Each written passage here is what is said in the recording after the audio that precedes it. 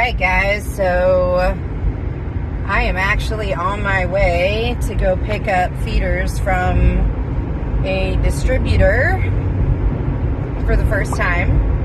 I'm so excited that our business is growing. If you guys have watched the Facebook, you know that we are growing by leaps and bounds. And it's awesome. We're almost at 400 subscribers on our YouTube, and that might not sound like much, but it's huge for us, and we're super, super excited about the whole thing. So we're just going to keep going, but I'm on my way.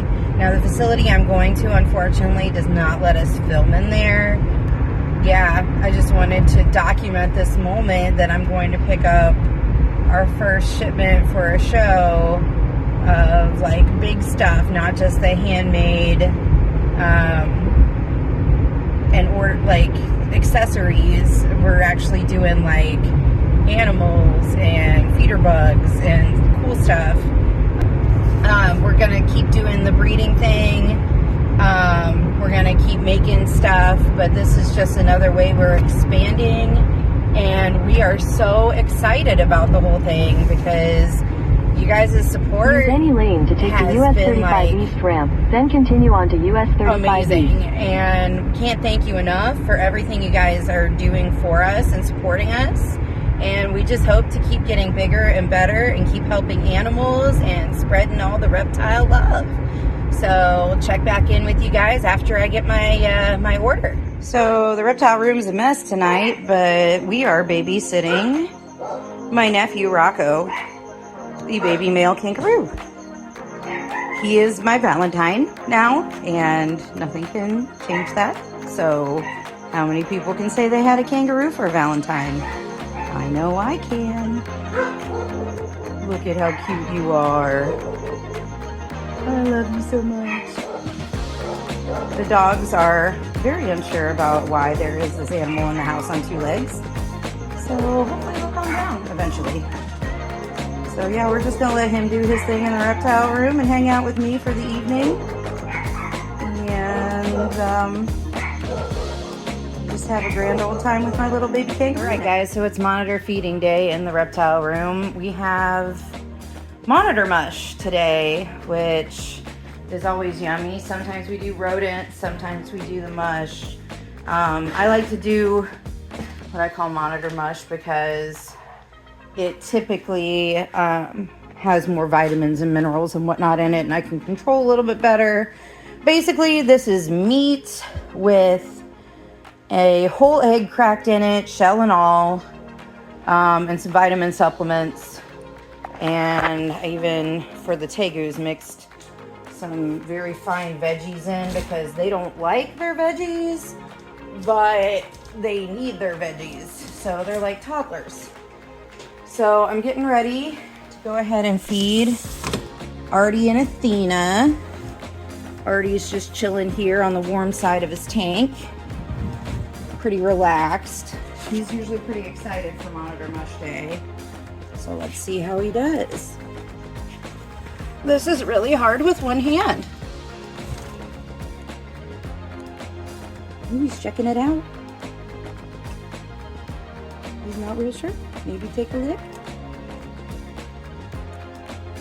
So yep, he is chowing it down. So we have a winner for the Artemis.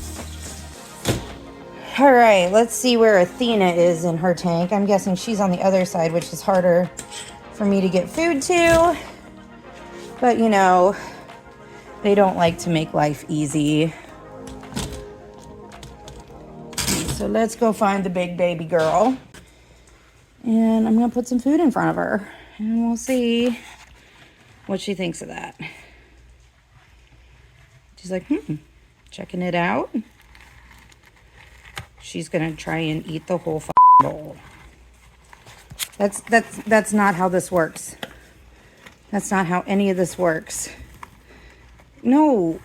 You have to lick the bowl. No. You have to, Athena, you can't eat the bowl. You can't. Oh, I'm getting my hand out of there. No, no, no, no, don't flip it. Don't flip it.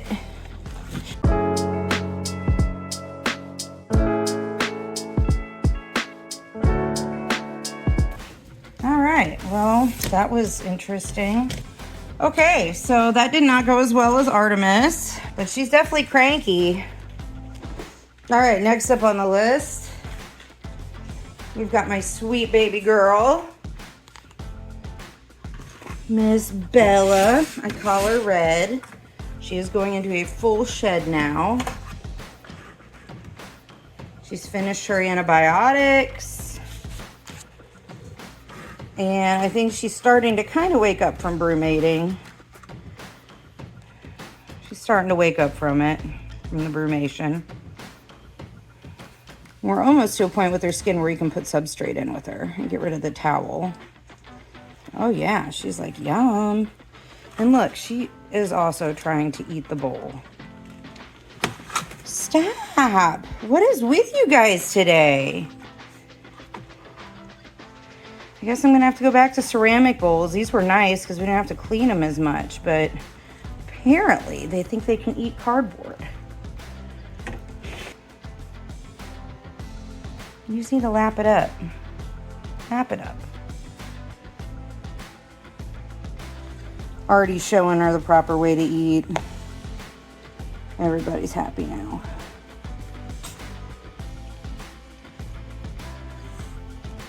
See? Sometimes you just need a friend to teach you. All right, we got one more. So technically, tegus are not monitors. They are, because of the fact that they have a varied diet with veggies. That takes them, their omnivorous status makes them not a monitor, but they sure are close, and they're closely related to the monitor family. All right, so Big Red figured it out. And she's like, oh yeah, that's some good stuff. So last but not least, we've got Bruce.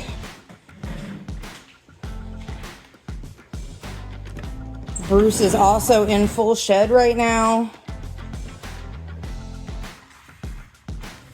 And he always gets like real bristly, especially when you first wake him up. But then you shove his food underneath him and he's usually like, oh, okay. Here we go. You shove the food underneath him and he'll quickly stop hissing, usually. He'll usually stop hissing. And he's like, what is this you put in front of me? This is not a mouse.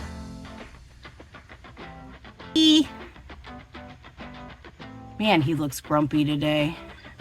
We'll leave him to it. And that is Monitor Feeding 101. Happy Valentine's Day, guys. So this is our Valentine's Day spot on the show where we're going to talk about some of our breeding plans for the year. We've got a lot of cool stuff going on, and I'm super excited about where we're going to go this year with everything. Now that a lot of our animals are at breeding age, we started this a couple years ago with a bunch of baby animals, and now we're at a point where we might actually be able to do something cool. So as you guys know, we've had the rat breeding project for a while, and there is our lovely mama rat, who right now doesn't have any babies. She's on a breeding break. And I tell you what, that first day that we took the baby rats out from her, she probably slept for 3 days without waking up. She'd wake up, nibble a little bit of food, and then go right back to sleep. So now she's had like mama recovery, and now she's ready to just kind of enjoy a couple months off of being a mom. And we have our 3 boys down here. We've got our 3 boys down here that are getting a cage change tomorrow. We have Poe, which is our Papa Bear rat. We have PJ, which is Poe Jr., and he is Poe's son from his first litter. And then we have Snowball down there, who just joined the boys. He was born blind in one eye, so that's why we are keeping him. And plus, he's really attached to Poe, so we've got the 3 boys together now. And that's going to be all the holdbacks we have. Everybody else is going to have to get sold. As you can see, Muffin and Waffles have gone to bed for the night. However, we're hoping to get some really pretty babies out of them. Muffin is part Spanish Red, part citrus. This one is a citrus translucent dunner. And oh, she's a dunner too. So we got 2 dunners. We're hoping to get some really pretty babies out of that. Aiden came in clutch with the mood music. They are now waking up from brumation, so we should have a really nice clutch out of these guys this year. Also, Frida over there, basking on her log, she's just woken up from brumation, so she's going to get paired up here pretty soon with Mr. Netipus, the Netipus Rex over there. Nettie Boy is going to be a Papa Bear this year. He's ready to go. He's been exhibiting some breeding behavior lately, so I think this will be a good matchup for this year. As far as bearded dragons go, I think that's going to be our only matchings this year, because we are still waiting on some of them to become of age to be able to breed them together. So like here, Crouton, she definitely is not old enough, and Miss Bonnie is not quite there yet either. So we're going to have to wait for them. The other one that we are going to hopefully accomplish this year is our black and white tegus, which you can see them hanging out in the mulch right now. They are starting to wake up from brumation as well. So hopefully we can get some tegu babies out of them. The snakes is pretty much going to be the same breeding program we've had. We'll be doing the Goini king snakes. And then we do have a new baby girl. This is going to be Beatrice. And she is probably back in the back. We've got Beatrice the hognose back here. She is breeding age now, so she will be breeding with Barnabas, our male. So hopefully we'll have those along with our leopard gex. We're hoping to get some babies out of Thelma. We're going to breed her to Desi. And then also Lucille, which is down here. She will also be getting bred to Desi. So Desi's got 2 girlfriends. But that's going to be our breeding plans for the year, guys. We're hoping to bring you guys some nice quality animals. And in the meantime, we are also providing animals from other quality breeders that we're selling at shows. So you can always check us out. We're going to be at All Ohio this Saturday. And then we'll just do a Pringle shot for good measure, because who doesn't love Pringle? All right, guys. So that's our breeding plans for the year. Lots of love and a lot of love. Right, so I'm in my living room. And I couldn't tell who was snoring louder, but the cat woke up. So it wouldn't be her. It would be this one.